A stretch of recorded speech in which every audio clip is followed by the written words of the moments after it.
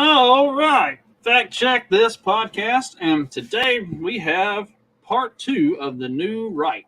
So Don is here with me already, and Matt is on his way. Uh, it's been a couple weeks since we did the initial stream on this and talked about the Vanity Fair article from James Pogue that looked at Yarvin, Masters, uh, JD Vance, the new right, kind of what's going on with that.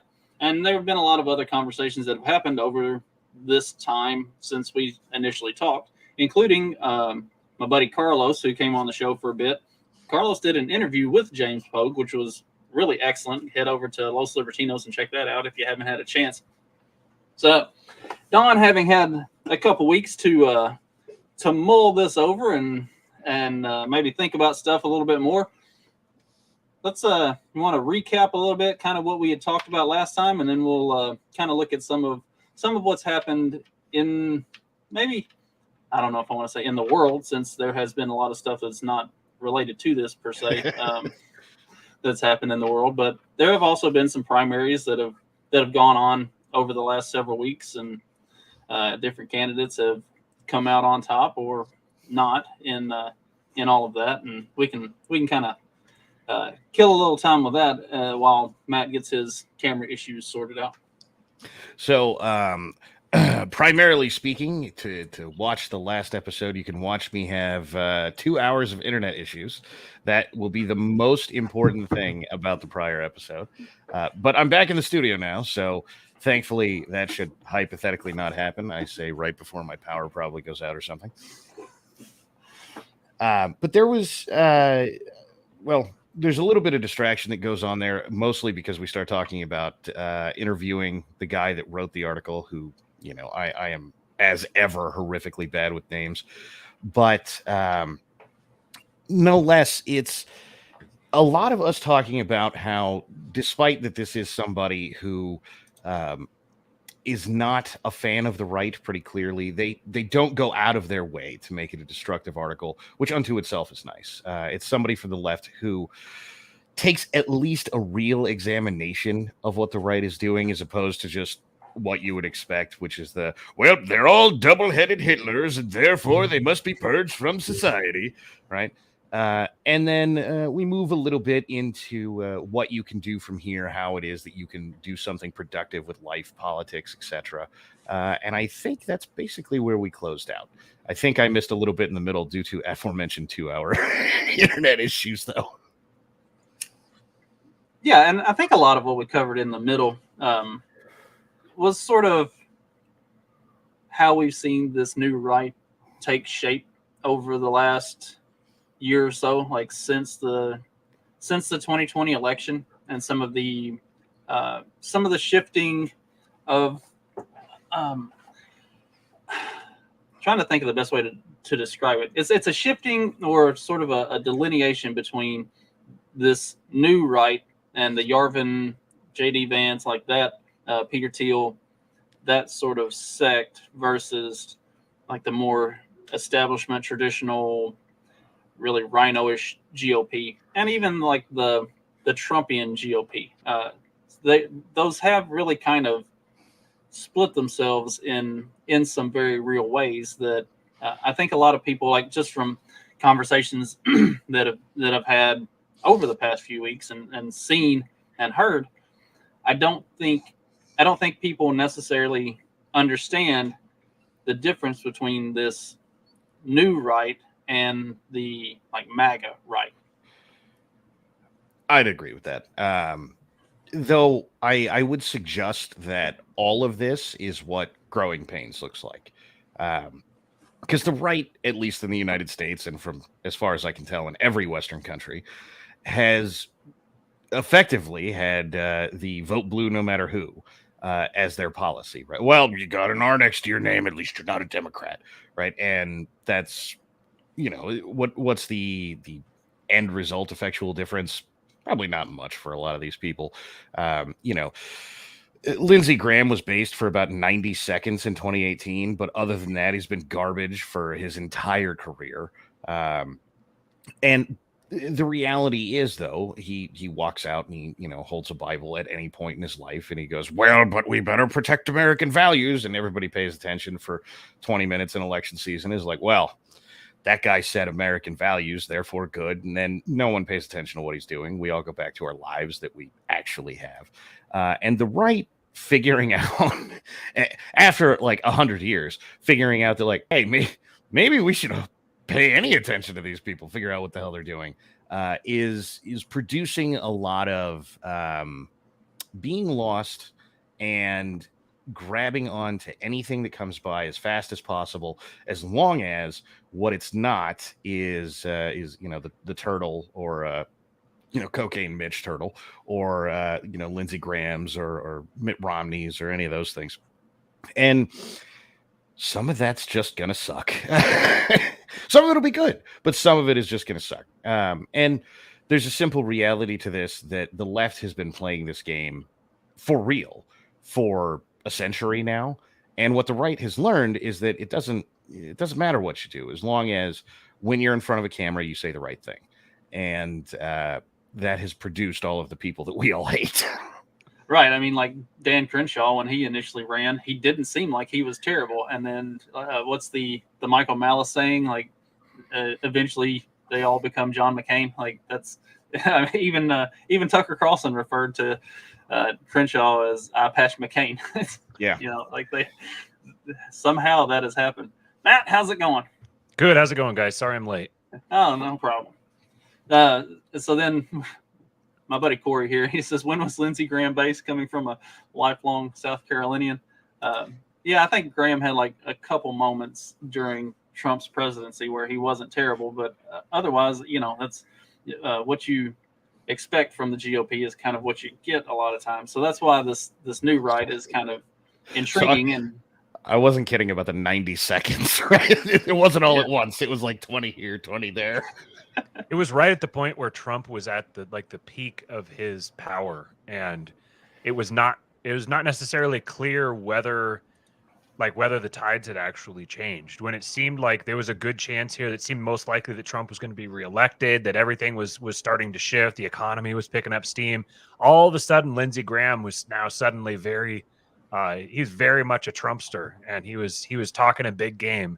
And then as soon as the opportunity, it's funny that Pete Quinones has been doing this great series for the last several weeks with Thomas 777. And I'm right in the section. I'm going back through and listening to him, and I'm right in the section where they're talking about Winston Churchill. And Thomas has a really interesting perspective, very compelling perspective on Winston Churchill. But he describes basically the way that he was entirely just like a man for sale. He was flip-flopping constantly back and forth. One minute he was rabidly anti-communist. The next minute he was rabidly pro. He was praising Stalin. He's just back and forth, back and forth, back and forth. And it's because he was genuinely just a cutout. He was just like an empty vessel to be filled by the highest bidder. And it reminded me of the people I was thinking of. He compared him to Bill Clinton, but the people I was thinking of were Lindsey Graham and there was one other one. I can't remember who, but it was like these basically the most well-known Republicans all fit that mold. Oh yeah.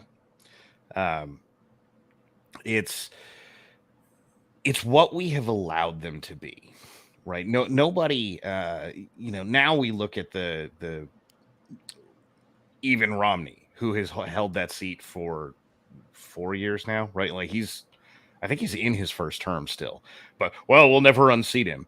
And the excuses, come out ad infinitum on any given subject.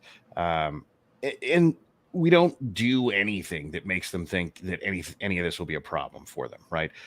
We don't go down to all the local communities and go, hey, so maybe life should be better in the ways that we all agree on. And then, by the way, that the long-term output of that would be that Romney goes away, right? It won't be tomorrow. And by the way, the right has that problem just as much as the left does. We want it fixed now, right? Well, there's been 200 years of shenaniganry in games. They're not going away tomorrow, right? We established whole institutions to destroy everything that we care about, and there's a lot of people who are going to be very insistent that those institutions stay because they have careers there. They put their kids through college there. Some of them are drawing a retirement from there. And those guys are going to be out, campaigning just as much to keep those things. You're not going to be able to get rid of any of this over the next 15 minutes. And for anybody, and I know there is at least somebody who's going to be like, well, we could just boog, bro. That is not going to be over in 15 minutes either. No.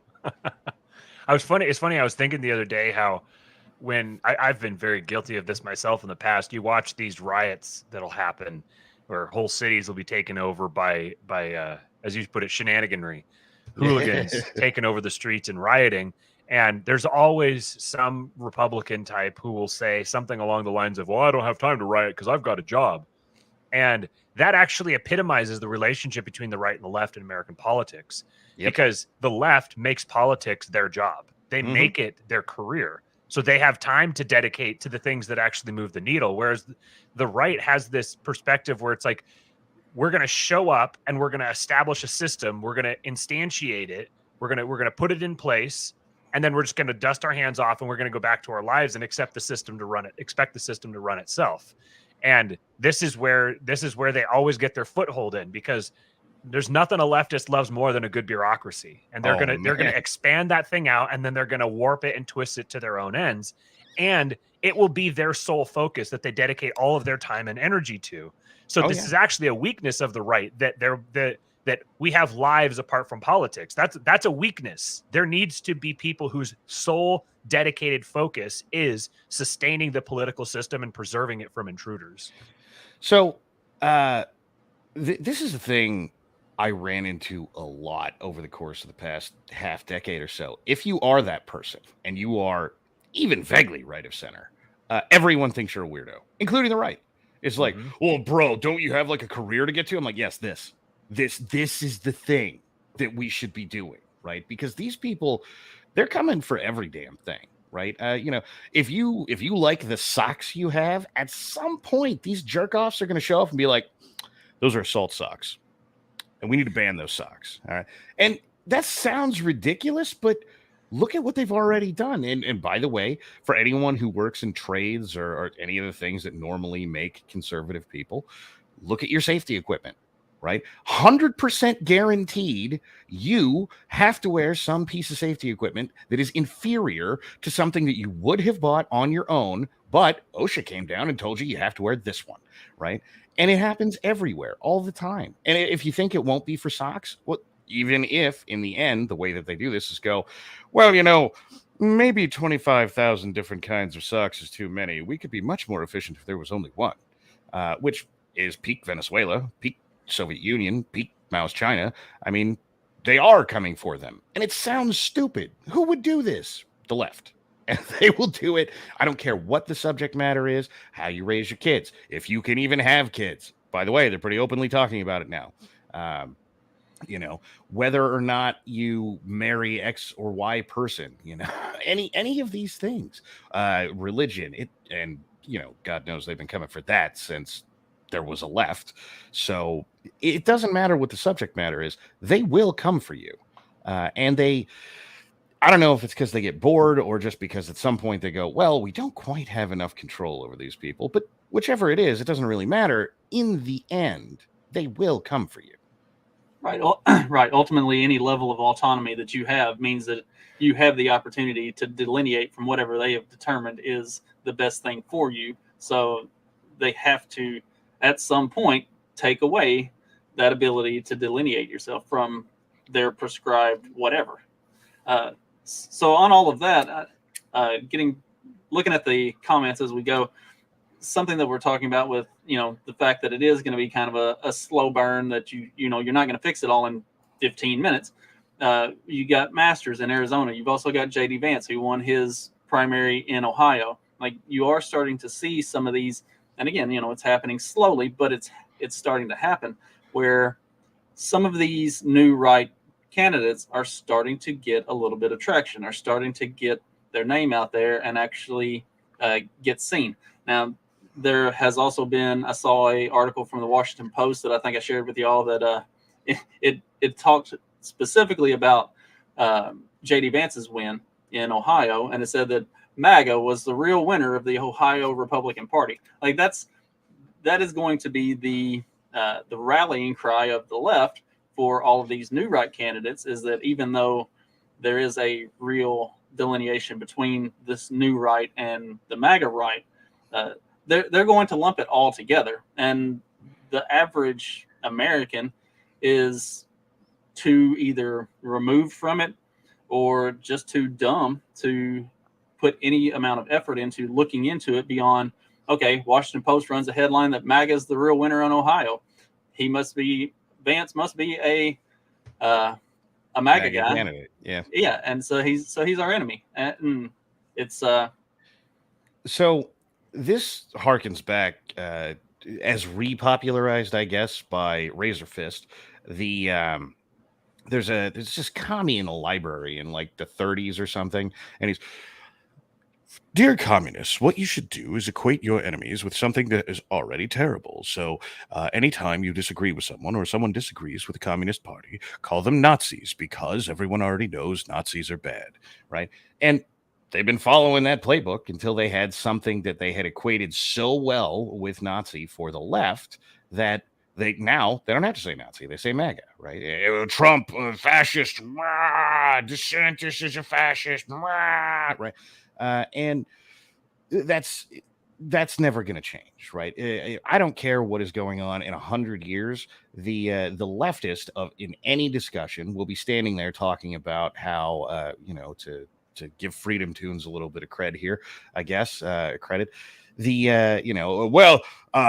My opponent, while he may be in favor of transgender infants, is not in favor of transgender fetuses, and as we know, that makes him a transphobe, right?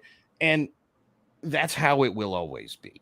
They will equate you to whatever they think the worst thing in the world is, and anything that they can brand. And by the way, dear right, anything that you create as a branding, they will immediately staple to something terrible, and then they will start calling you that new thing. Be like, oh, you must be a MAGA guy because Trump wanted to purge black people or something, right? Something ridiculous.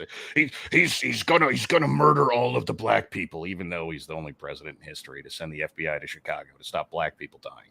I mean, I don't know, but that's how they'll do it, right? That's the game. They don't care what it is that you want to do, except insofar as it's not what they want to do. And so, if you don't want to do what they want to do, you are the worst person ever. Don't believe that? Go look at, even leftists who step out of line here. And make no mistake, the left is very good at deciding that this person is no longer particularly useful, right? So when J.K. Rowling goes, well, but not everyone can identify as a woman. Well, all the cultural influence of her books is waning. She's no longer some powerhouse getting invited on every TV show. She's no longer this huge cultural icon that everybody can get behind and talk about how, well, Hermione could have been black or whatever stupid crap that was. No longer is she this person, and then she goes against the grain. Well, sad news, lady, you're out of power now. They don't think that you are the thing that is going to quest forward for them, and you said the wrong thing. Now it's time to go. And what happens to her? The same game, right? Oh, you're transphobic. You're probably a MAGA supporter. What does being a MAGA supporter have to do with saying women are women? No idea, but apparently it does. Well, that's like, I think we talked about Glenn Greenwald a little bit on the last time when we had this conversation. Like, Glenn Greenwald, by all accounts, is very much a leftist. But whenever you look at the way they have attacked him over the last several years, you would think that he is, to this point, he is an ultra MAGA turbo Hitler, just because he doesn't agree with 100% of everything that they say all the time. Like you are not allowed to disagree with anything. If you do not perfectly toe that line 100% of the time, you are now the enemy. Or they will either paint you in that way, or they will browbeat everyone who might have supported you until they all turn against you and force you to come back and say, okay, sorry, I made a mistake. I was clearly insensitive to this, and this. And now I see the error of my ways, and I'm going to get in line with whatever the marching order of the day is. Well, repent your sins. You'll be fine. Yeah, that's what I was going to say. This is they're responding to an apostate. That's why shout out my buddy Jason from the 2-Bit podcast. He's been on a big Gerard kick lately, and that's someone like Glenn, who was close to, who was a leftist, who was part of their milieu, who then leaves the reservation. He's going to get it a lot worse than someone who was never even a part of it. This is a part of the Gerardian memetic theory that we end up having fights with the people that we're closest to. So interlibertarian fights are far more passionate than libertarian versus communist fights, just because the libertarians and communists don't see each other as kinfolk, even though I would argue they are. But anyways, that's neither here nor there.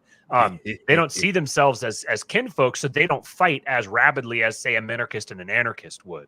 So for Glenn, he made the mistake of daring to be on the reservation and then leave the reservation. So he's going to get it the worst, and then he's going to be put through the ringer the most if he ever wanted to come back. You're seeing this with that guy, that Washington Post reporter right now, Dave Weigel. I don't know how you pronounce his name. The one who retweeted the joke that was apparently not allowed to be retweeted. He's going to get the same thing. He's going to get a struggle session. He's going to have to really be put through the ringer in order to be accepted back. He's going to have to grovel. He's going to have to get on his knees and flog himself. It's all entirely the exact same phenomenon as the Spanish Inquisition. It's the same exact cultural meme playing itself out over and over again. So Greenwald's problem is that if you get your Wayback Machine now, because apparently I'm old as dirt, and you go back to the 90s, and you still see the left reference this all the time. Oh, the Republicans, the right, party of stupid people, knuckle draggers, right? We are the party of science, right? Which is unto itself a stupid statement, but they love to make it. And so Greenwald, growing up professionally in that era, went, well, when I publish the Snowden interview, when I go after the government for being corrupt, the left really likes this, and I sort of agree with them on some things. Therefore, the left is interested in the truth. They're interested in what matters, what is real. And what he is finding out right now is the moment the left has real power and it can exert it over you, they don't care what's real. They care that they keep going in the direction they've been going, and whether or not it's right or wrong, you better shut up and get on board. So I wanted to kind of shift a little bit on that, because like you have seen Greenwald not entirely reject the left, but since all of that has happened, he has definitely moved. I don't know that I would say more right, but definitely more right than what he had been maybe initially. And you're starting to see that with some other maybe less prominent figures, but it is happening on the left, that some of these people have just kind of given up on that, and now you have these big rifts that are starting to open up on the left, and I think the rifts on the left may be more damning for them than the rifts on the right, because on the right you have, you really have kind of three different sections that are starting to show who they are. You have the new right, the MAGA, and then like the rhinos or the establishment type GOPs. Well, you have the same thing going on the left, and there are some who are on, would be more traditionally considered on the left, who are starting to kind of embrace that. All right, if I'm going to be a Nazi because I don't agree with you, then fuck it, I'll go be a Nazi. Like I'll align myself with the things that are actually right, since you're going to demonize me and attack me no matter what I do. Are y'all seeing any of that and kind of paying attention to the news cycle, especially with the midterms coming up and primaries that are going on? Because you're seeing big rifts between the progressives and the moderate leftists. What are y'all's kind of thoughts on how that rift is opening itself up on that side of things? So this is not new. The left does this on a regular basis. And the left is more prepared for this than the right is, which is why it always seems like the right is very factional and infighting, branded the party of no during the Obama years because it doesn't matter what it is that the right wants to do, at least 1/3 of the right doesn't want to do it, right? And so we of even, again, vaguely right of center, we get all attached to perfectionist principles, right? And it's not like the NFA, right? Is anybody a fan of the NFA on the right? There's like, I'm sure 4 people are, right? And those 4 people somehow or another are going to end up in the Senate and be like, all right, so we've got a veto-proof majority as long as every Republican votes to repeal the NFA. And those 4 assholes are going to be like, nah, right? And so it doesn't matter what you're doing. We're going to lose, some portion of the right. The left, on the other hand, is very aware. Go watch like overt communists, the Vosches of the world, who will be like, look, Joe Biden isn't the most progressive communist candidate. However, he is going to do the things that we want to do, and he's going to do it way more than Donald Trump. So we're going to have to suffer through Joe Biden because Joe Biden will at least get us the direction we want to go. And when it's not meat meets the mental time, when it's not the time to actually be in the fight, the left divides very quickly and they fight a lot. And yes, they lose some people, but this has been the train forever. Look at the Larry Elders. What is that guy, like 60 now? And what is it that he says every time? Oh, when I was younger, I was a liberal, and my beliefs haven't changed any. Right?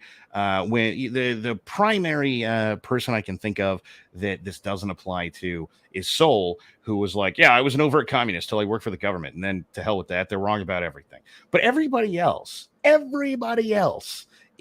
back in the 60s, I was for the sexual revolution and a bunch of social programs, and I don't think social democracy is all that bad of an idea, right? And you see this in the modern world with Dave Rubin, right? Who, I think we could still do this. And yes, he ever so slowly moves out of that, right? But in the meantime, he holds a lot of cultural power to the people who like, the middle, right? The middle is right about everything. You see Elon Musk doing this, right? I want centrist left and centrist right candidates. So you want the left from 10 years ago. That's what you want.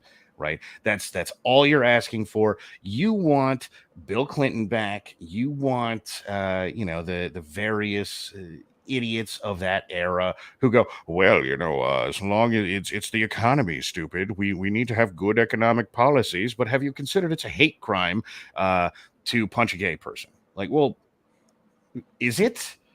Because I'll punch straight people till the end of my lifetime. But if I got to get in a fight with somebody's getting hit. I don't know what else to say to you. If that person's gay, they're getting hit too. But guess what? Bill Clinton decided that was a hate crime, right?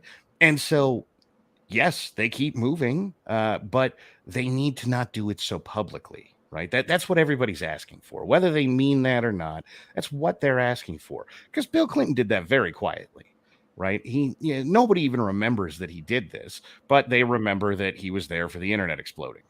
Okay, well, all right, fine. Yes, he was.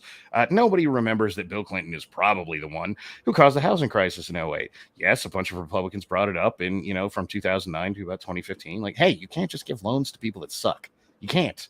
Turns out they don't pay them. And what was that? Well, that was a giant lie. Well, what is that? What does anything happen? This is clearly George Bush's fault. The left is so much better at this than us. They will shed the people who have grown older, whose time preference has gone down some, who don't necessarily think that the most extreme revolution is required today. And we kindly gave them public schools. So they're minting out a new generation of crazy leftists as fast as we can produce children, right? And it's very little things that do it, right? It's like the 1619 Project. We all worry about transgenders in classrooms, right? And it's still relatively small numbers, right? It's only a quarter of students who are engaging in gay and transgender and blah blah blah, right? But that is a lot. On the flip side, presumably that means 75% of students are coming out conservative, right? No, not even close, right? And the little stuff that the 75% picks up, that's the win, right? Like, yeah, okay, we push this 25% over here that does the really crazy stuff, but the 75%, we're moving the whole boat. yeah, sure, there's a masthead on a boat, and that masthead's crazy as shit, but the whole boat is going this way. This is you can see the left, they're kind of fractionating a little bit, but you can see, obviously we're in an election year and we're coming right up to an election.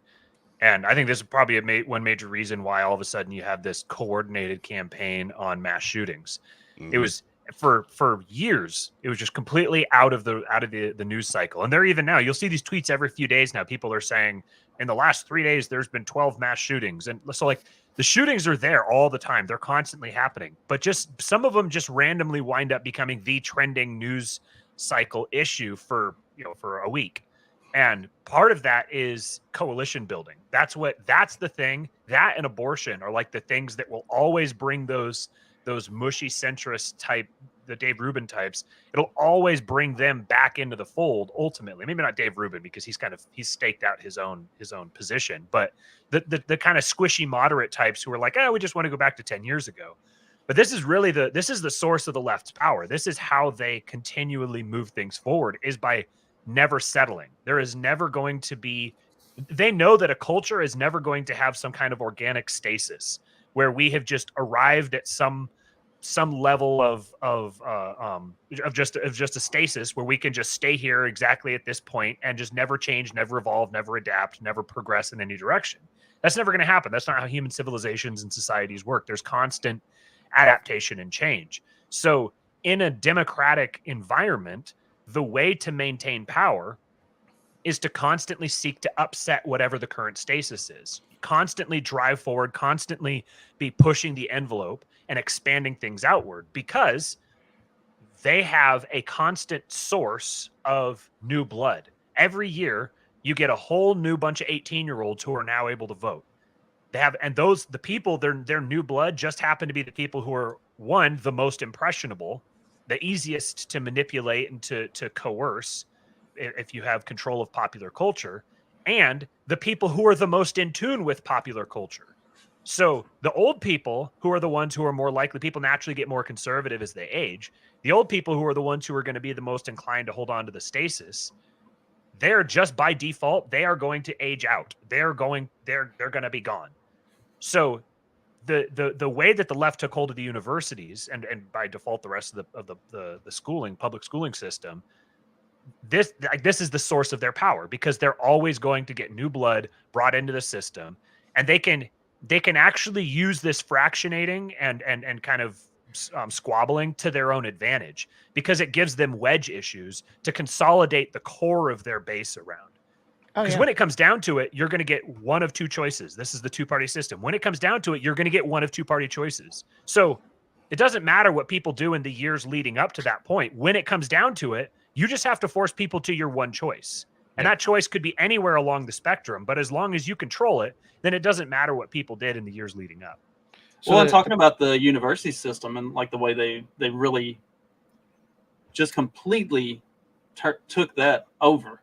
Like if you looked at back in the, early 2010s, like when Shapiro was getting canceled and you had the Evergreen College thing and all of that stuff, like anybody who even remotely suggested, hey, maybe we shouldn't be complete psychotic leftists. Maybe we should think about things in a slightly nuanced way. Those people got canceled. They got run out of their jobs. They got run off of their campuses. They were not allowed to stay at all.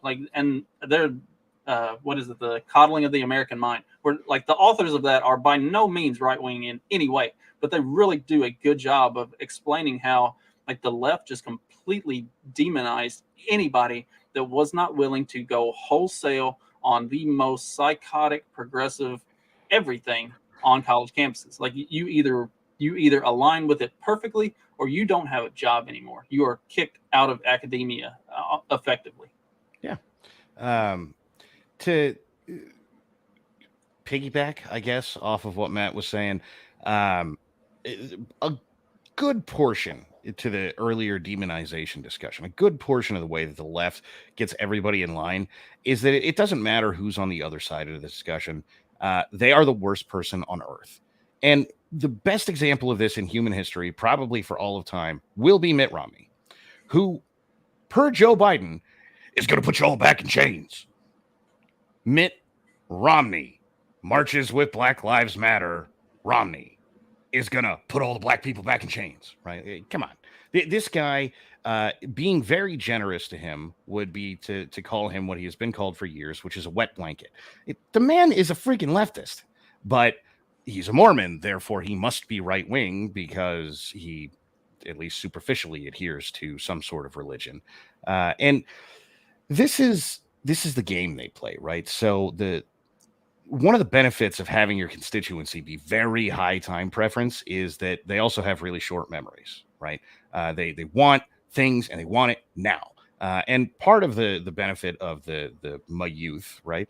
And this is why college is important, because the left, despite whatever they say, Obama, the 18-year-olds gonna come out to vote for me. No, they didn't. Right? 18-year-olds don't vote for anybody. They go back to drinking, smoking, and having sex on, 24 hours a day. Whenever they're not working or sleeping, that's what they're trying to do. It's how 18-year-olds are in general. Yeah, I know there's somebody in chat who's 18-year-old and is a virgin and has $25,000 in savings. And yes, you have a low time preference. You're the one. Congratulations. We found the unicorn. Everybody else is a retard at 18. All right. And they do dumbass things. They don't, they grow up with a cynical view of anything to do with politics. So they're not very interested in voting. And they go out there and they go, yeah, man, like what we really need to do is overthrow the system, bro. Like we should just all live in one giant commune, man. And then they don't do anything. On the other hand, if you run people through 4 years of college, even better if you can run them through 6.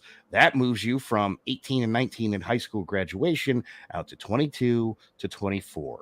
Now, where's the first actual voting demographic? 23 or 24 to 28 or whatever that thing is. That's the first time you get people voting. So in any real numbers, right? The first voting demographic. So if you can run leftist nonsense and then really hammer it home in college, really go, well, we're now making you the experts. Just imagine how much better life would be if you, as the experts, were deciding how everything was going. You who know that this communist, socialist, dick suck leftist crap would just be brilliant because we've taught you how if you cut off your dick, you're a woman. If you were in charge of everything. Right. And then look at what the left does. Those people then go out and vote. Those people then go out and organize. Those people get trained into doing so with college clubs. Because, by the way, you find much less of those clubs in high schools anywhere in America than you do in college. You find all the political activism really start in the college years. And everybody likes to go, well, Don, but that's because no one under 18 can vote. Well, seniors are 18. That doesn't seem to matter any, right? There could very well be a whole bunch of people being funneled into some sort of pipeline after they get out of high school. That pipeline's called college, right? And they mint this whole generation of people who wholeheartedly believe every single thing they've been fed for anywhere between 4 and 8 years after they get out of high school. And those people go on to be the zealots for 50 freaking years, right? And this is why guys who go to trade schools, because, by the way, if you go to trade schools, there is no time. Like, all right, so what we're going to do is tighten down this bolt. And if you just tell that bolt that it identifies as being tightened down, then it's tightened down. Doesn't happen. No one does this anywhere, ever. Right? Because it matters that bolt gets tightened down. Otherwise, I don't know, your head gasket flies off because the head is no longer attached. Who knows? Whatever your problem is, it's a real problem and it's verifiable. And that's not a thing in college. Well, and you saw that with like the Rogan thing, talking about like these college students are now the ones who are being told that they're the experts. You saw that with the Rogan thing whenever he was having, McCullough and why am I drawing a blank on the other guy's name? Anyway, the different like Malone? Legitimate experts. Robert Malone. Malone, that's what it was. Yeah. Yeah. So when they were trying to have Rogan canceled because of having McCullough and Malone and all of these others on, it was this list of experts who said that Rogan and these episodes needed to be taken down. But if you opened it up and you looked at the list of experts, I think it was about 2/3 of them were PhD students. I have good news, boys, because about 10% of that list was podcasters. So you know what we all are? Yeah. Woohoo! We're experts. Exactly. I mean, PhD students were being labeled as experts. Like, so wait, you've all of your expertise is the time you've spent in your government-run indoctrination center with other experts who have also spent their entire careers in that government-run indoctrination center, promoting the exact same narrative, and anybody who disagrees is getting run out on a rail, as we've seen for a decade. That's really encouraging that these are the supposed experts. I saw someone point this out the other day, that you'll every once in a while, or actually pretty often, you'll see these Twitter threads that will start off with, it's almost always from women, but it'll start off with, what was the one I saw the other day? She said, I'm currently an undergrad studying sociology with an emphasis on domestic abuse, and I want to tell you what's wrong with the Johnny Depp verdict. So she's Perfect. an undergrad. Like, anybody with a pulse would qualify to be in the position that she is, but she's using this to pass herself off as an expert, and she genuinely sees herself as an expert on this. I was thinking about this while I was making my bed last night. For whatever reason, once I start working with my hands and doing something, I'm not just sitting here in front of a screen all day. All of a sudden, the juices start flowing, and there's a lesson there. But I was thinking, you've got the Wig View of History, right? Which is this idea that essentially the human species is constantly in a state of progress, increasing, getting better and better and better, and we're at like the pinnacle of human evolution. This is something that is, I could spend hours talking about this, but it's something that has driven the evolution of leftism in human cultures for centuries now. But the Mark, expert, why sunscreen should be applied every 5 minutes. That was a doozy too. And that's a legitimate article. Like, yeah, she was an actual doctor, a literal medical doctor that was saying that. Christ. But what do you do with the rest of your life? Like the 45 seconds in between applying? Like, all right, finally done. All right, let's light this cigarette. Cool, time to apply. Yeah. She was saying especially you have to do it inside, because windows, like the sun can shine through windows, and the windows don't stop all of the sunlight from getting to you. So you have to make sure you keep applying. Yeah. Anyway, so you got the Wig View of History, where there's this belief that we're on the absolute pinnacle of human achievement. So this is something that's baked into our. It's very difficult to even get it out for us, those of us who are what's the word? Red pilled, I guess. This is still baked into our psychology. Just steal the Ben Shapiro quote, because he does it all the time. Wait, when is the best time to live in all of human history? Right now, right? Come on, folks. Everybody knows we've got like vaccines and doctors, and like there's cars, and I swear to God, people who say they want to live in the 1850s, they just have no idea. Bingo. That's exactly it. So that I was starting to realize some of the downstream effects of baking that into someone's psychology. It's really kind of been it's taken on a whole new level with the rise of the universities, and the universities being completely taken over after the New Deal. So now you have young kids who go through the university system. Now they have a piece of paper, they have a credential that tells them that they're smarter and better educated than their ancestors. So a downstream effect from this then is going to be natural contempt for your ancestors, a natural contempt for the people who came before and passed old forms of wisdom. They're going to be seen as backwards. And so then you can paint past generations as Neanderthals. Well, the natural effect of that then has to be that our life now has to be clearly better, happier, more fulfilled, wealthier. Everything has to be better across the board. Because if anything isn't, then there's something deeply, deeply wrong. So what this is, the Wig View of History, especially when it's been put on steroids like it has lately, is a recipe for serious mental illness. Because now you've got all these young kids, and by young kids, I mean basically anybody under 40. So I guess I would qualify myself there.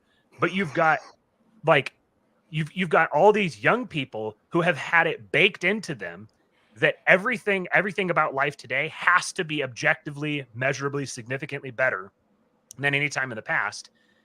And yet clearly it isn't. Clearly people are unhappy. Clearly crime is rising. Poverty is all these different things are all getting worse.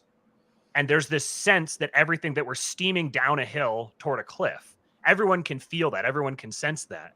That sort of cognitive dissonance will make a human brain snap. So probably the best example of that I can think of is Xanax. You know,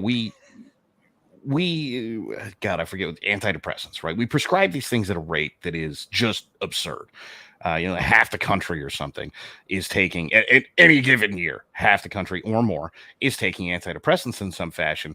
And if you sit and you listen to the people who examine this long enough to come out of these degree farms that, you know, and by the way, I don't care if you came from Yale, it's a degree farm.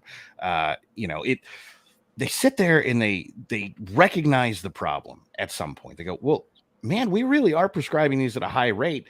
And then they kind of sit and spin their wheels for a little bit. And at the end, what they say is, we got it. Everyone was always this depressed. We just didn't have a way to treat it. And we didn't have a good way to recognize it.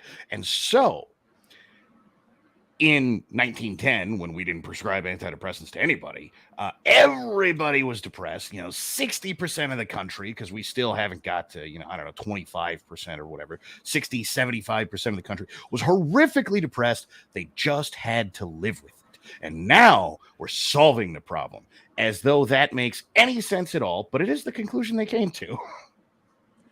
Degree farm, like you said. For anybody who's listening to the podcast, it's Cat. This is a real headline. Cat graduates from UT Austin after attending every Zoom lecture with its owner. If this doesn't show you, just like emphasize the farce that is the university system, I don't know what else possibly could. What do you think the odds are that the college actually charged the cat for the degree and that the owner actually paid for it? I was about to say, what do you think the odds are that the owner actually paid for that degree? Because I would guarantee you she did. Yeah, right. Her little baby, her fur baby. I think the real question here is, did the cat pay out-of-state tuition? Yeah. Is the cat considered a resident? So did the cat have to get a social security number or a passport?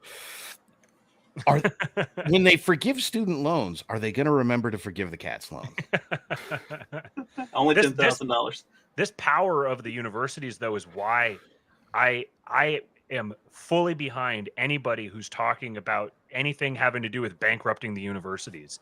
Particularly, like, if you want to deal with the student loan crisis, this thought was big for me, because I went down the Bernie Sanders, Elizabeth Warren path for a while in college. Because I was in college, I was going to an expensive private university that I'd felt kind of backed into, and was racking up all of this debt. And I was like, holy crap, this is insane. And starting to learn about like how student loan debt works. Like you can die with your student loan debt and they'll come after the rest of your estate. Like student loan debt is like the hardest debt to discharge, which is insane, because it's something that like 18-year-olds are signing up for. And they have no idea what they're getting into. And I went through the whole indoctrination session where they're talking to you about how essential it is that you get a degree, and that people will tell you that the debt isn't worth it. But look, here's the difference between income before and after, like all that kind of stuff. And I was like, this is like a pyramid scheme sales pitch. This is intense. And so that made me very sympathetic. This was in early 2010s, 2008, 2012, somewhere in that range there. And so I was very sympathetic to Bernie and Liz Warren at the time. And so I wanted to justify the economic question of student loan debt, and that's what actually led me into becoming an ANCAP at the time, was studying the economics of it. So this is still something that's been near and dear to my heart ever since then. And when people talk about taking the university endowments, seizing them, and using that to pay off the student loans, like there is so many problems that are solved with that one single move, and you don't even need a massive amount of political will to do it. You do. If you organize if you structure your political attack right, you don't need to get the entire country on board with it. You can start in individual locales, and it's something that there's so many of the shock troops of the left. To them, their student loan debt is such a big deal that you could peel off a big chunk of them just purely because of the economic benefit that you're going to give them, because they're the utilitarians that are just on board just because it's like, well, this is what all my friends are doing. And someone's like, yeah, we're going to wipe out your student debt. Okay, which Nazi do I need to sign up to support? Because I'll get rid of my debt. And anyway, yeah. Well, the problem that you run into going after the universities is twofold. One, the Harvards of the world are going to fight you tooth and nail because they know it's coming for them, right? And Harvard is important because it mints lawyers, right? And turns out lawyers are good at this sort of fight. But two is the teachers union, who is going to pay those Harvard lawyers, and they're not going to pay them tens of thousands or even hundreds of thousands of dollars. If you go after the schools in any way, shape, or form, and this was the lesson of Schwarzenegger when he was governor, is that it doesn't matter how much the state likes you, it doesn't matter how much anybody likes you. You so much as touch the teachers union's pet projects, and they will destroy you. Now, don't get me wrong. There are some places where this is going to be substantially more viable than others. The teachers union is currently going after DeSantis because some document leaked that said he was going to go after the schools. And he went, yeah, going after the schools. But DeSantis is, for the moment, untouchable. Now, that won't remain in perpetuity, but for the moment, you've got the capital, you've got the will, burn it as hard as you can, and try and hold on until you see the outputs, right? Because, it doesn't matter if you get some short-term win and then you lose office, right? Because someone's going to need to hang around to enforce that. So if Nancy Pelosi takes over Florida 15 minutes after DeSantis destroys the school systems, in 30 minutes, they will be back. And that's the thing that the left is so good at, that the right is, as you talked about earlier, like the right kind of falls back on or rests on those laurels of, once we get it done, then it's done. They don't see forward into that, we have to, it's not a battle. Like you can't just win individual battles and have it be over with. You have to be constantly fighting that war. It's never going to end. And I mean, that has been played out throughout human history, and everywhere that there is an organized government, which means literally everywhere across the planet for all of human history.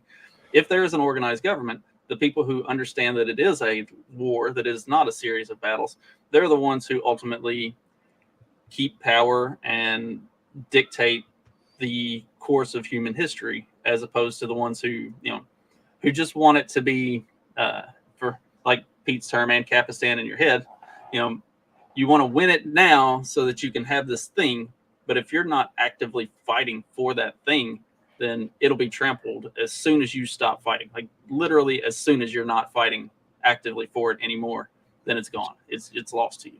That was the exact realization that purged me of my ANCAP sympathies.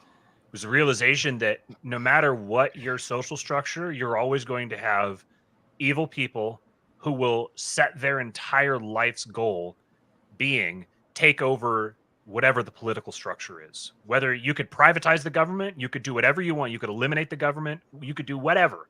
And you're going to have people who will, as soon as you dust your hands off and you go back to your normal life, you're like, okay, everyone's going to live voluntarily now. You're going to have the people who are going to work night and day, set their entire life revolving around subverting your system and taking it over for their own enrichment. That's you can't get away from that.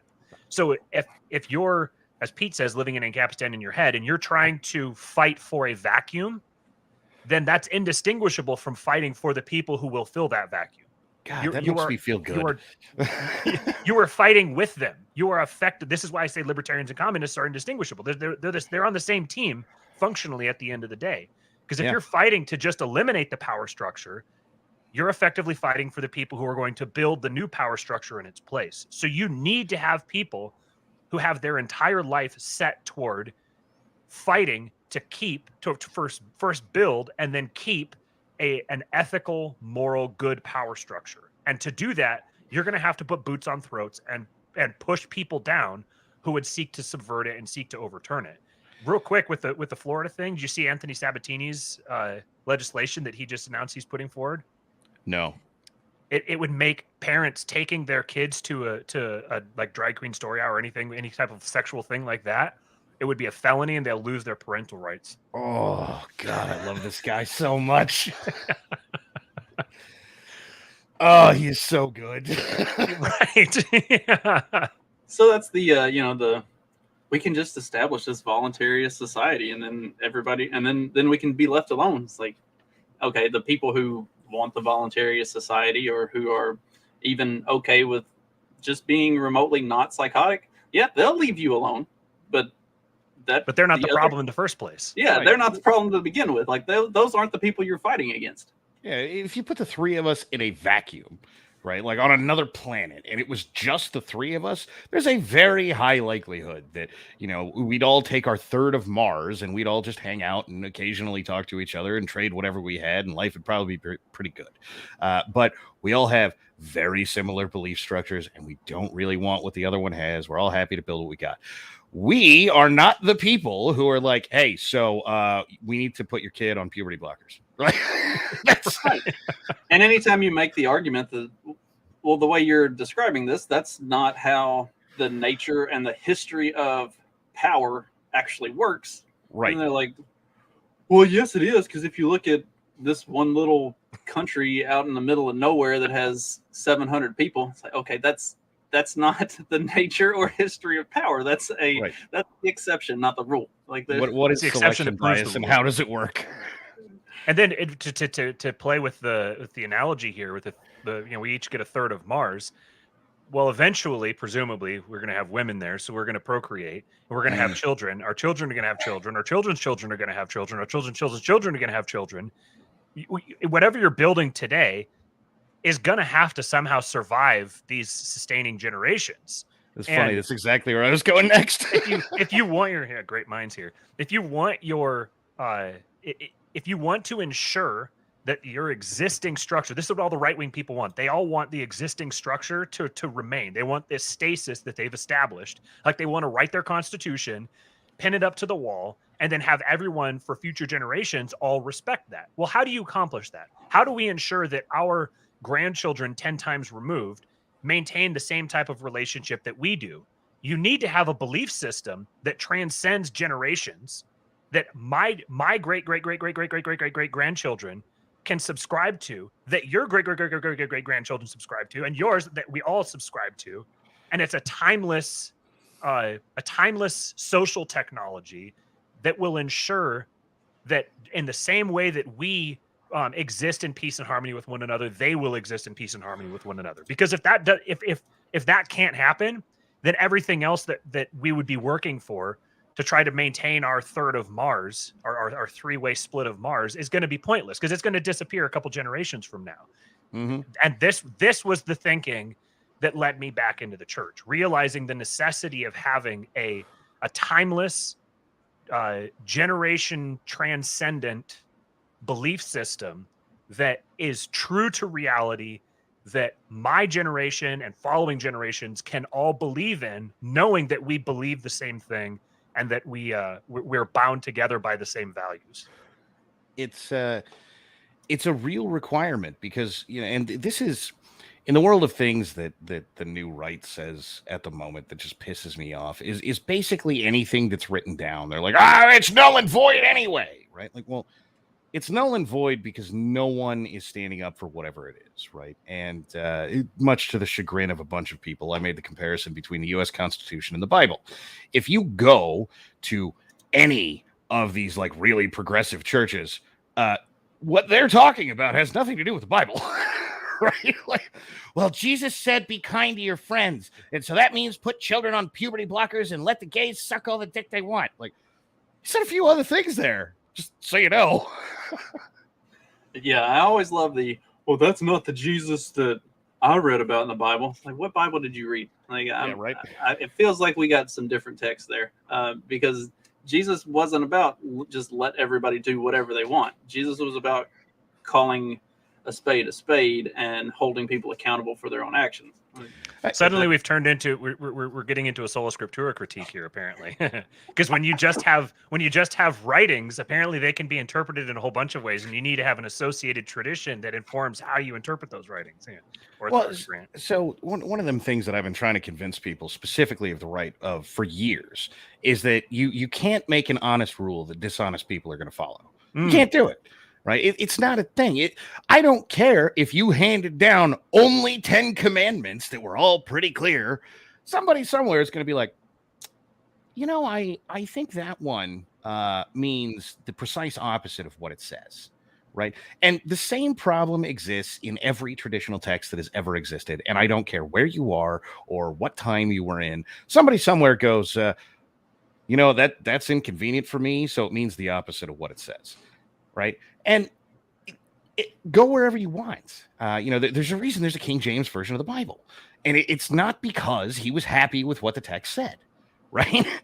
And whether or not that's right, wrong, or otherwise, whether or not you read the King James version of the Bible, the reality of it is still there. He ran into a conflict with the church, and he said, "I'm right. Deal with it," right? And for everybody who's vaguely on the right that likes guns, the Second Amendment is not unclear. Everybody knows. Everybody knows. Yeah, not only should you be able to have assault weapons, you should be able to have tanks and nuclear weapons and whatever, right? Like, and if you went back to the founding fathers and you asked them, they'd be like, "Yeah, wait a minute, you guys don't have machine guns. Why aren't you shooting your government? Come on, we left you this thing there that told you what to do if this happens, right?" And it doesn't matter what it is, right? In this sense, we all hope that if we just build a nice enough structure, if we all build a nice enough, what we really need is 40,000 pages of the Bible, the Constitution, law, whatever it is, right? The book that determines how your organization is going to work. If we just write it secure enough, right? Well, the more words you add, the more places dishonest people are going to go. So that means the opposite of what you think it means. And by the way, this is why it's important to trust experts. It's why it's the colleges work the way they do. Scalia used to talk about this when he was young and coming up in law. You had to be a lawyer out practicing law for 10 years before you could become a judge. Now, if you want to become a judge, you better never have practiced law anywhere. You better only know the law that was taught to you in law school. Why? Because the experts will hand you this BS about, well, you see, there was this one guy who determined that, I don't know, the Third Amendment doesn't actually mean anything to do with stationing troops in people's homes. It involves whether or not the President of the United States moves the White House to your address, as though that makes any sense. But some idiot will say it out loud. He will be called a moron in his time. 5 years later, he will be quoted in a new text talking about how he was such a visionary and he knew much better than you did, and blah, blah, blah. And all of a sudden, you can't have people out there practicing law. Because if you do, what you get is they run into the old judges, the ones who went, that doesn't mean that, you freaking moron. And they shut them down as hard as humanly possible. And that tradition takes care of itself. So you take everybody out of that. You put the new judges in. New judges only know whatever the new interpretation is. And the old interpretation was just wrong. That was just a bunch of people who just made something up, right? Because some random guy said something stupid. And it works the same way in every avenue. It's all of these progressive preachers, right? Well, what Jesus really meant when he said none of the sodomy thing is all of the sodomy. All of it. No. Or it was only in these really specific instances is what that meant. Not like right. Your chat here is on fire. Bureaucracy, the god that failed. Yeah. For those who are listening, you should definitely come back and watch the replay of the live chat and just go through the chat, because I gave up on trying to keep up with like posting stuff because it's all so good, but they're like on fire with it. So I wanted to touch on like what you said about they want the whole thing condensed down into like a 40,000 page document that covers everything. They want that by design, because if we've seen anything, and hell, I've said it a few times myself, like the whole reason that I started doing a podcast is because I would write these like long, well-researched things talking about what was going on in the world. And nobody reads shit. Like nobody reads anything. So they want all of this stuff put into a giant 40,000 page document, because nobody except for the experts are going to even look at a quarter of it. And even those experts are only going to look at the quarter of it that perfectly aligns with what they need to push the new norms towards. And so then you get this whole thing that's just completely watered down. Nobody actually cares. Nobody even knows. And it has to be the experts who are guiding and directing it. It can't be done by the three of us, because we haven't spent the time we don't know the context of it, and we've never looked at all of that, and it's too much for just some normal person to spend that time in. You have to have been in the university system and done some this stupid pleb, you say? Yeah. Right. Like, you have to have been a part of this university system for 20 years to have had the time to dedicate to looking at and researching and understanding all of it.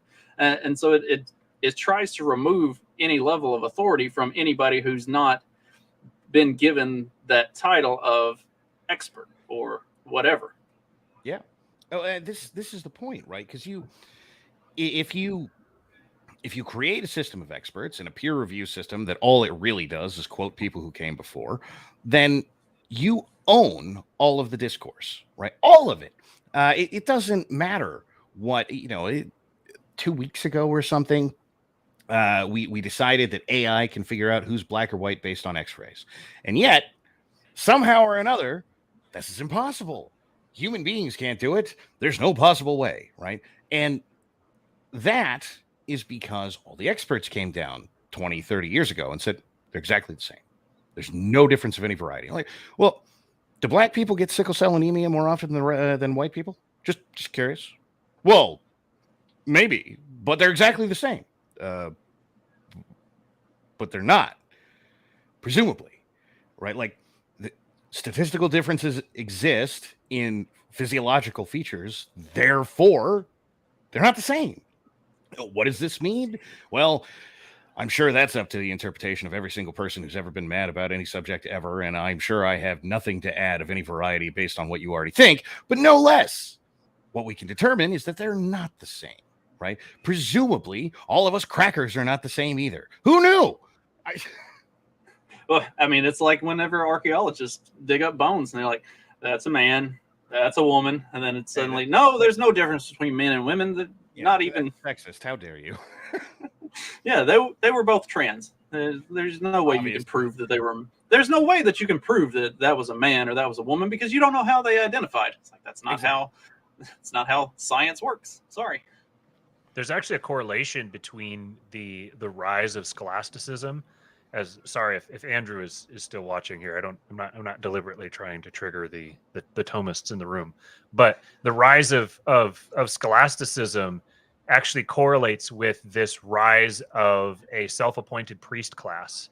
Because if the system of authority in your society depends upon scholasticism, upon the scholastic study, you naturally then are going to have experts, the scholastics, who are there to provide you with the knowledge. They're the ones who divine the wisdom from these texts. This correlates with the printing press and the rise of this idea that books are an authority. Because I mean, prior to the invention of books, it wasn't treated the same way. When you had scrolls and clay tablets, they weren't given the same level of epistemic authority that books had.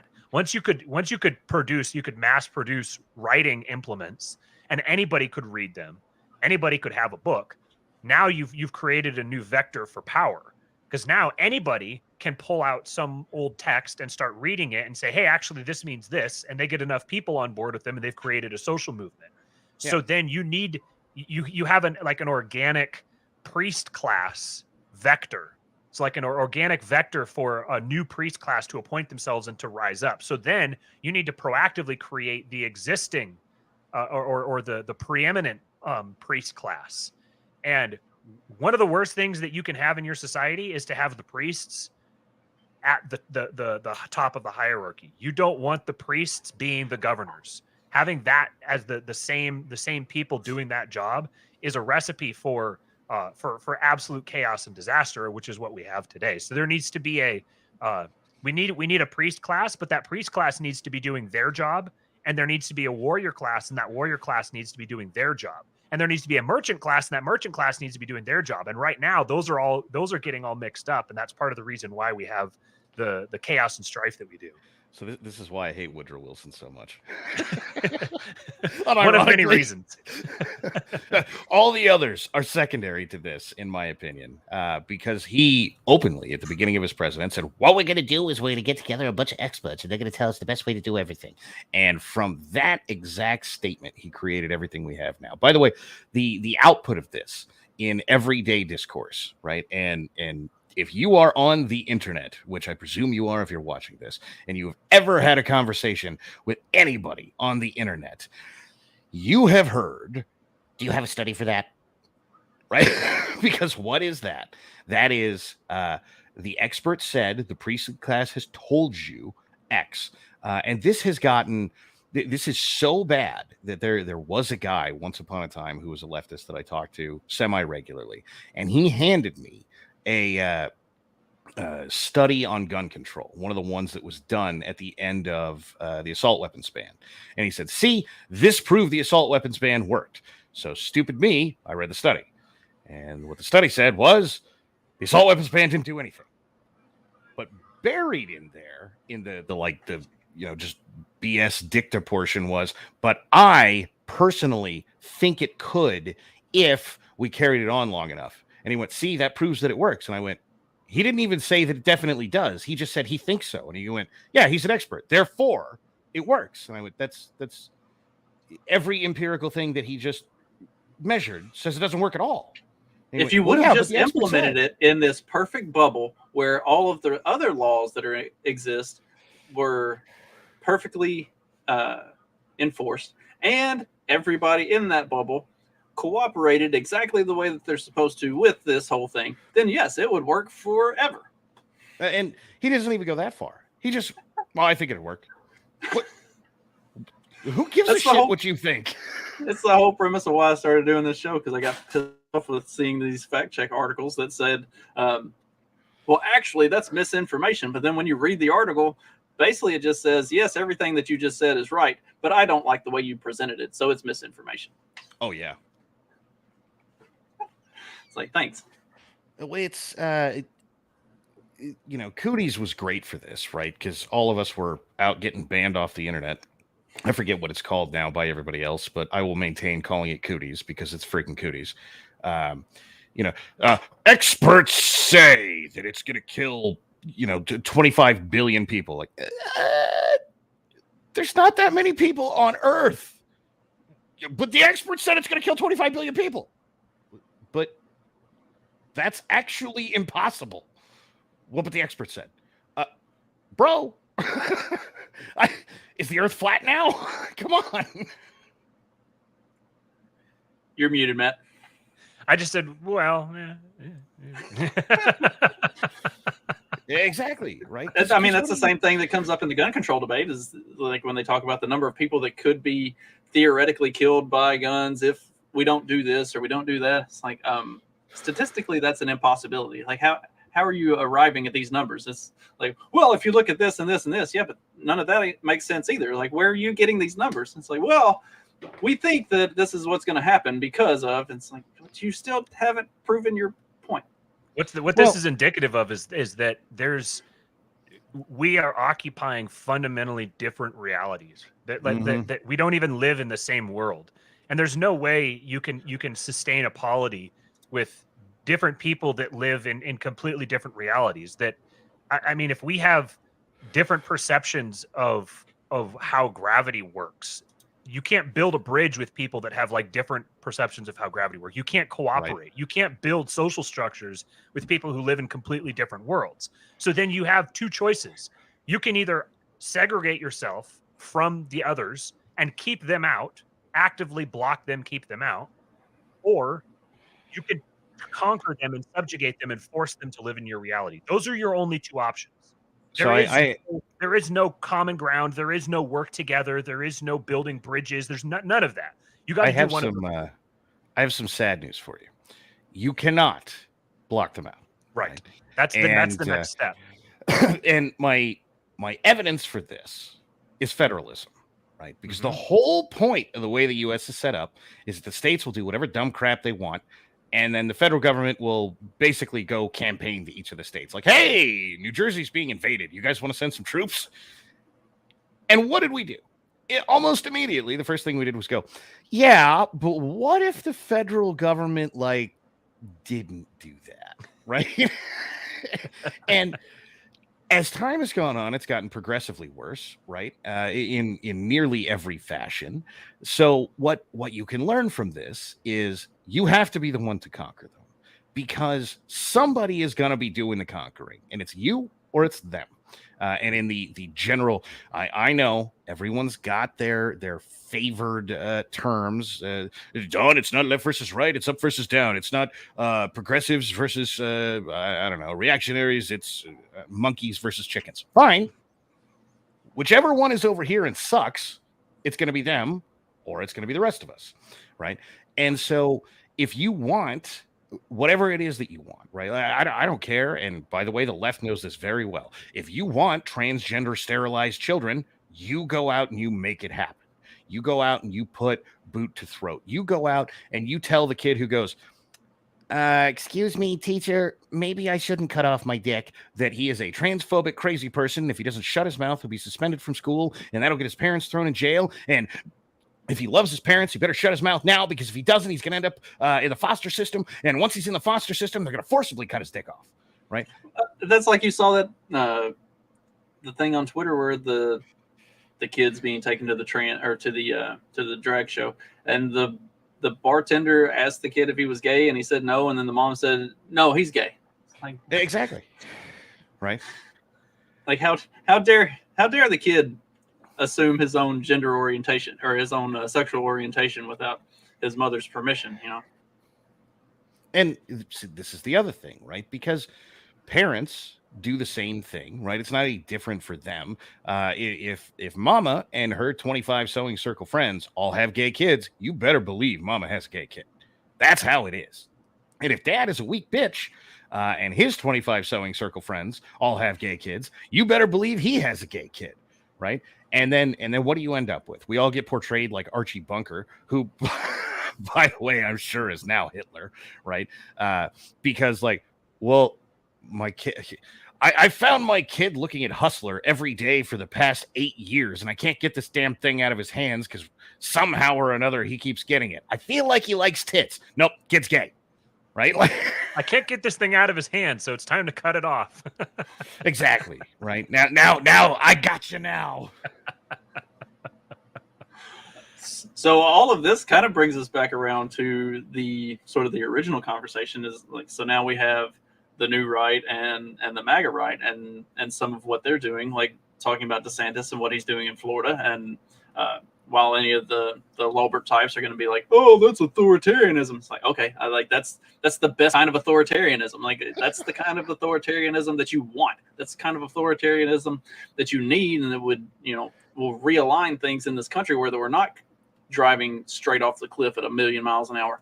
Like, so we need more of those types in office. We need more who are going to push for the right type of action, because action is the only way you fix any of this. Like, you don't fix it by leaving everybody alone. It has to be something that is aggressively pursued, and it has to be aggressively pursued. So, we're kind of bringing it all back around here. Like, all of this stuff that we've been talking about is what the left is willing to do versus what the right and the middle are really unwilling to actively fight against. So we need more of that, like, aggressive new right. We need more of that, for whatever you might think of it, the MAGA right, that are going to actually do something. You know what's authoritarian? Private property. Private property is authoritarian. There is nothing voluntary about my property. This was very revealing to me when I realized, when people started talking about the actual structure and function of a private property society, I realized just how many of these libertarian ANCAPs that they read at the idea of a private property society where private property owners used violence and force to keep people off of their property or to enforce their property rights. And I realized that the majority of these so-called ANCAPs, were they to actually live in Ancapistan, would be the exact same person. They would just be reeing at the existing property structures because they have a problem with authority and hierarchy. They don't have a problem with the state. They're just projecting that onto the state. So if you want to, someone in the comments here said, what happens from here? Like what do we do next? Well, we're in a war. That's what's been revealed is that politics and war are on a continuum. And for a long time, we've been on the side of the continuum where it seems like where it's like war by proxy. So there's not direct conflict, but all of those proxies are falling away. They're all falling by the wayside. And it's becoming clearer and clearer that we're in a war with an avowed enemy that is hell-bent on stamping out anybody who stands against them. You cannot make peace with someone like that. You don't make peace with someone who's attacking you. You defend yourself, and then if necessary, you attack back, because often the best defense is a good offense. If you want to attack back, you need to be equipped to attack back. You need to have the resources, you need to have the willpower, and you need to have the manpower to do that. So in order to really to take that stand, I think that the right needs to be doing a lot of soul searching. Yeah, there you go. The right needs to be doing a lot of soul searching on actually accumulating those kinds of resources. This is kind of where we were starting to get with King Pilled, as I had the wealth, power, and influence thing kind of percolating in my head. And I realized that what the right is missing here is the wealth, the power, and the influence to actually make an effective stand and fight back. And everyone is sitting here trying to figure out, well, how do we solve this national level problem? How do we form some kind of electoral campaign and all this kind of stuff? You're not going to solve this problem at the federal level. It's just not going to happen, at least not in the near term. In order to solve the problem at the federal level, you need to be capable of solving problems at the local level. If you can't solve the problems at the local level, forget the federal level. To solve the problems at the local level, you need to be ready.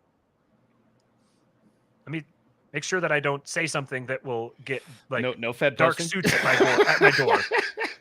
You need to be ready to do whatever is necessary to protect your local community and to purge these types of people from your local community.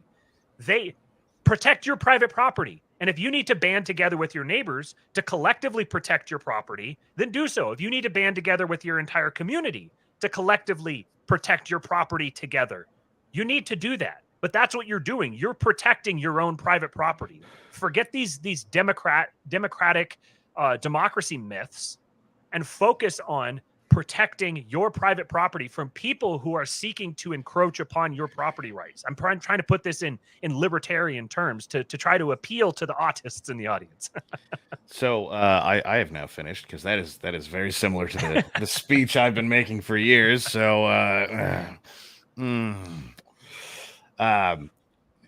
more seriously, though, yes, look, there is this idea which stems from either the no authority thing, which is truly ridiculous, right?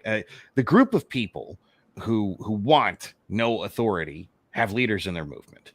Now, how does that happen? Well, but everybody's the same. Everybody's not the same, right? Well, but libertarian with one follower on Twitter has the same clout as libertarian with 40,000 followers. No, he doesn't, right? And he's never gonna. You don't have to like it, but it's true.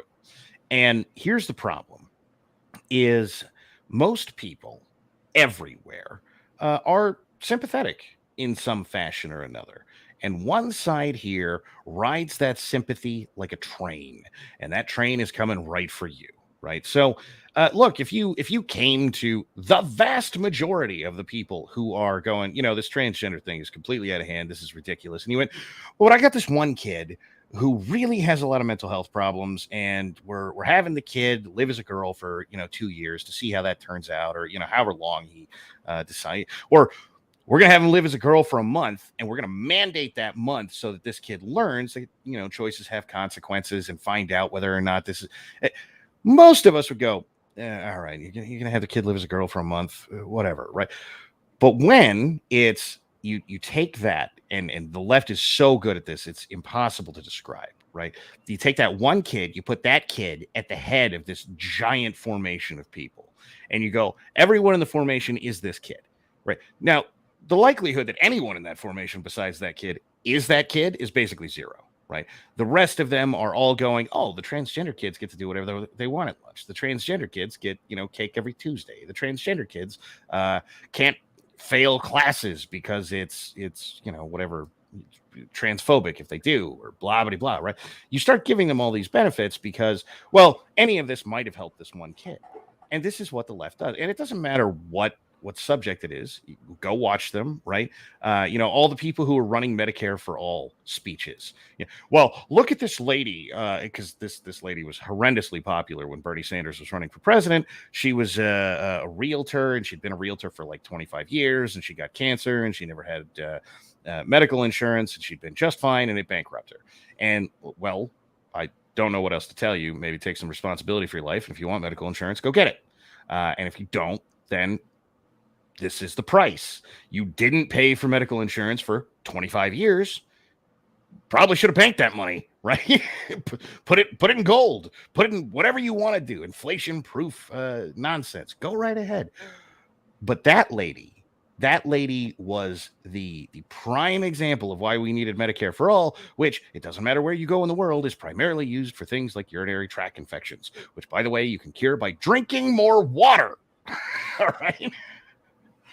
Well, and it creates this perverse incentive structure that these are the people you are more likely to be taken care of if you're less likely to be responsible for yourself. And so so you see this perverse incentive structure. I think we were talking about it on the morning show yesterday that you're seeing more transgenderism in like poor white communities, like really rural poor white communities. It's starting to crop up because that's the only way that some of these people have an opportunity to get stuff.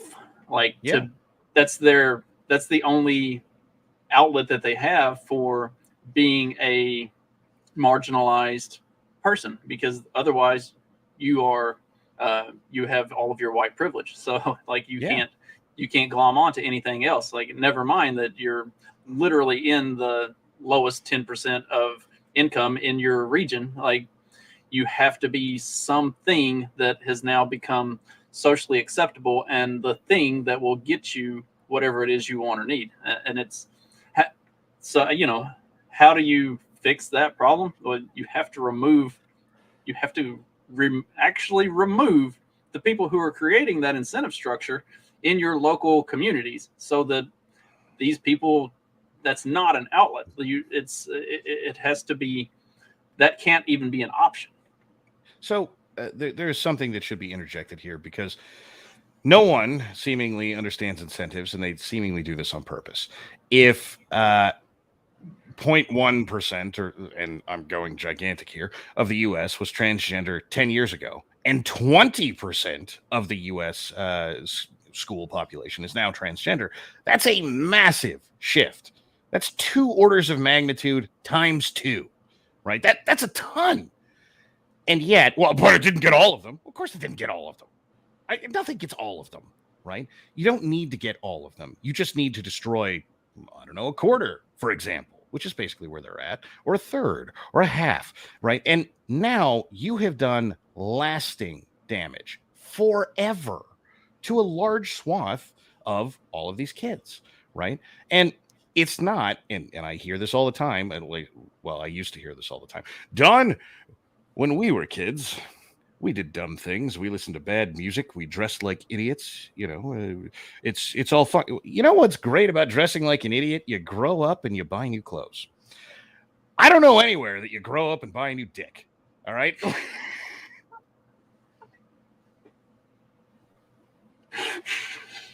Don't say that too loud. The transhumanists are going to start working on it. They're gonna. They probably. If that was actually a market, I bet you there would be just as big a market for straight guys who are displeased with themselves. You've got the surgeries of the guys that are like 5'6", that they get the surgery to make themselves like 5'9" or 5'10". People would be dumping money on that too. Oh man, right. Welcome to Wang Lengtheners. We can make you more satisfying to the opposite sex or the same sex, Or the same whatever sex. Or whatever you want to be more satisfying to. Or your hand, whatever does it for you. Both hands, even. Eh? Maybe the free market isn't such a good idea.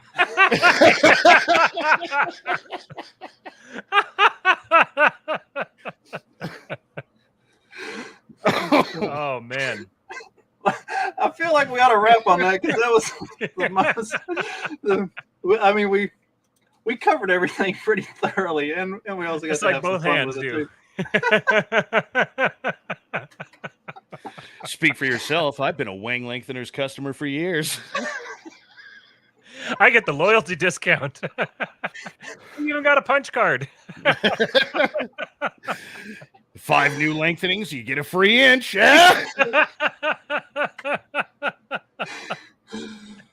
Well, I know what I'm got a doing straight when up the world tripod ends.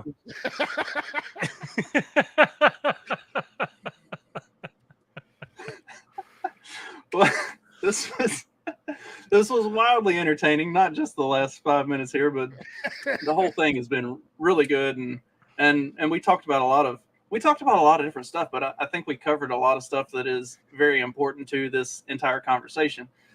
Especially like as much chat as we've had going on in the chat on this, and like people engaged and participating in this. It's clearly conversations that people are thinking about and need to be had. So I appreciate y'all for coming on and talking about it again with me. Why don't y'all give your plugs and everything, and we'll call it a show. You want to go or am I go? Go for it. So I think these days the only things I have left are at Helo Procurement on Twitter and rumble.com/plebmedia. I somehow or another don't seem to be able to make it anywhere else, despite the fairly large, decent sized subscriber count on YouTube. Nobody sees anything I post there. So over to Rumble you go. I just want to shout out real quick Mark Metz in the chat. He said Owen Benjaminite at the local level, Tho Bishopite at the state level, America First at the federal level. And our good friend Magoo here said Bear Mullet MAGA. So I just want to let people know that there's a Bear Mullet MAGA movement that is starting now. You can get in on the ground level. You heard it here. You can find me on Twitter at Real King Pilled. YouTube has past episodes that we've done. Just look for King Pilled, all one word, on YouTube. And then I also want to give a shout out to our good friend Poppy Libs and his organization, the GOP Mises Caucus. He's got some good stuff that he's working on over there. And if you're looking for an actual local level initiative that you can support, that doesn't need huge numbers, it just needs enough. But with enough numbers, we can do a lot of good work. Our primary focus with that organization is to restore the social kingship of Christ in our local communities, and to actually give ourselves a foothold to start beating back the hordes of commies by being able to take over local governments with relatively few numbers and plant a virus that will fight back for us. So if you're interested in that, there's a link that you can hit up. Just shoot me a DM on Twitter. I won't drop the whole link here. You can shoot me a DM on Twitter, and I'll send you over where you can go support that. Like we talked about, if you're not actively fighting against it, you're losing or Right. have already lost. So that's, being able to do anything at all locally is going to be the true way forward for all of this. Thanks, guys, again for joining me. This has been a lot of fun. Thanks, everybody who was in the chat and for listening and watching. And I will be back on Wednesday with a brand new episode where I'll talk about probably not something anywhere near as fun as this, but we'll see. Thanks, guys.